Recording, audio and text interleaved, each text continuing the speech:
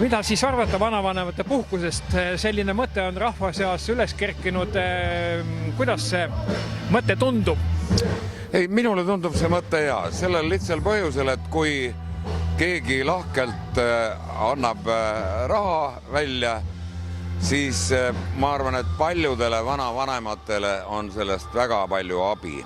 Kuidas seda asja reguleerida, kuidas seda nüüd paika panna, seda minusugune ei oska öelda. Aga ma arvan, et on päris palju neid vanavanemaid, kelle majanduslik järg ei ole väga hea. Ja kui see on lisateenistus, eks ole, pealegi väga meeldiva asja eest, sest lastelaste hoidmine on väga meeldiv töö.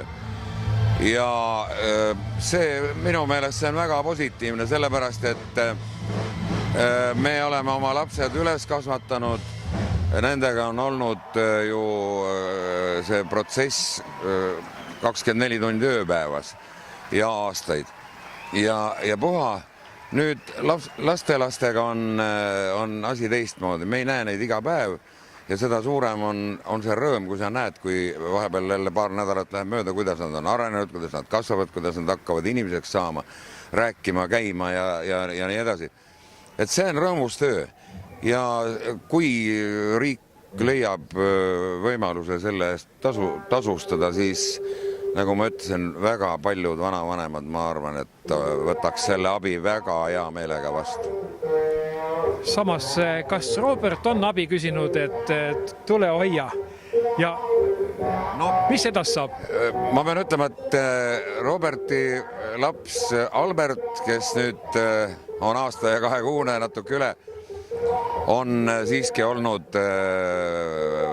põhiliselt oma vanemate juures ja kuna ma elan Muhu saare peal, siis nad käivad külas ja siis on niisugune ühishoidmine. Aga neid teisi lapsi olen küll hoidnud ja küllap see Alberti hoidmise aeg tuleb ka ühel ilusal päeval, kui noored otsustavad, et tahavad puhata või kusagil ära sõita. Igale poole üle maailma seda last ju kaasa ei venita. Et hea meelega ma loodan, et mul on veel nii palju jõudu ja suhtlemisvõimet, et ma saan nende ponnidega hakkama ka. Nii et see on, ühest küljest on see põnev ja teisest küljest on see ikkagi niisugune väljakutse ka. Aga loodame parimat, jah. Teie olete nagu oma isa poolt pakutav abiga igal juhul nõus, kui aeg paras on?